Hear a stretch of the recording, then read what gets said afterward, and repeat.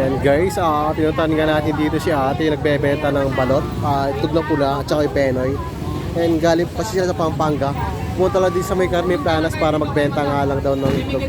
Always po yan, palaging linggo-linggo sila pupunta rito nagbebenta. Ayan yung itlog nila. Mura kasi yung mga benta niya dito. Kasi tingnan nyo yan, pula. 4 na piraso, 50.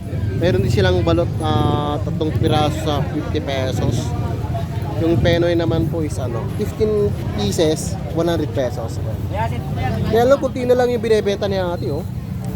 Ito ba po meron po picture? Marami pa nga doon sa likod. Yung penoy niya, kunti na lang. Ay, masarap po penoy niya, sir. Ayan sila mamo. Pwede po sa bata talaga.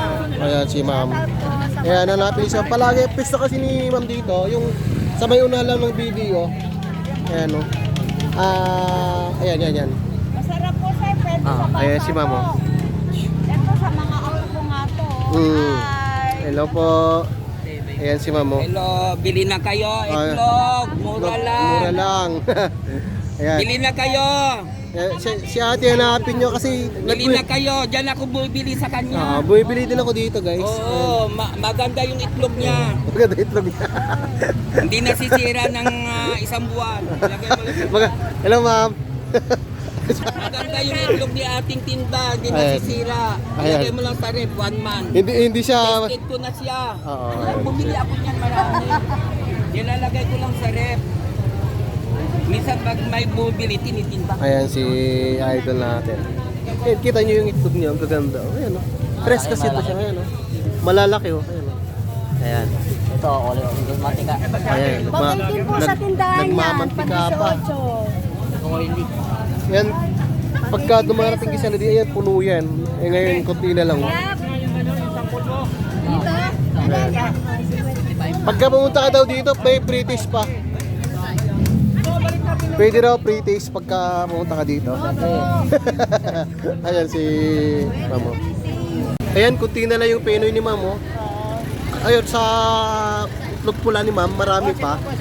Kaya ito kasi hindi kasi nagtatagal. Pagka bumibili pala kayo dito guys, o kung gusto yung bumili, agahan nyo na lang po pumunta rito. 11, uwi na kami. Kasi mabilis po maubos yan kasi kinukuha kasi nila yung marami. Wholesale. Yung wholesale. Hindi siya pira-piraso kundi plastic o yung iba nga dyan, yung karton pa eh. Yung mga nagre-resell. Oo. Ayun, katulad ng mga yan, ayun, mga tabi yata doon, nabili na yata yung mga yun eh. Nakatabi ng mga yan. Oo, nakatabi na kaya ayun, mabilis. Ayan, mayroon din doon, ubos na order na nga dyan. Ito, ayun, kita nyo yan kung gaano naman kadami, yun. Ayan, sakto nga pala, mayroon pa pala silang ilalatag din. Ayan, mga penoy. Ayan, buti na lang mayroon pa. Ayan sila ma'am, Ano po? 455 po. Ayan si ma'am, nagkakanda na pala sa daming bumibili sa kanya, oh. Ayan, mga penoy lahat yan. Kita nyo yun guys, oh. Ang gaganda. Ang lalaki. 45. Loto na eh. Te, akin na. Ano ba to? Ayan, Saan po nabili mo? katulad yan, oh. Ang daming mga binibili ni sir, oh. 50 po. 7.50 nga daw. Ayan, yan. 50 pesos daw. Baka uwi ka man tawad. 50 daw. Tsaka 150, bakit naka-10 ka? Bato. Ayan, maya-maya lang yan. Ubus na yan. Ayan, dito tayo ulit sa likod ni ma'am. Ay, 40. Dahil nga sa, ayan, oh. Kanina, ang dami yan, oh. Ilang tray na rin kasi naubos na itlog alak ni ma'am, oh. Ayan. Ilalagay na lang dun sa... Ma'am, saan po nagagaling yung itlog nyo, ma'am? Sa Pampanga po galing to. Ayan, Sa ano po, sa Candaba, Pampanga. ayan, taga-Candaba po pala kayo, ma'am. Oo, Ayan. taga-doon kami. Sila ma'am, taga-Candaba sila. Doon nga daw nanggagaling yung mga itlog nila. Kaya masarap po yung pag namin Oo. galing to. Maghugas ka lang ng mga pinggan. Ayan, sobrang dami na rin kasi yung tao, guys. So, bigla.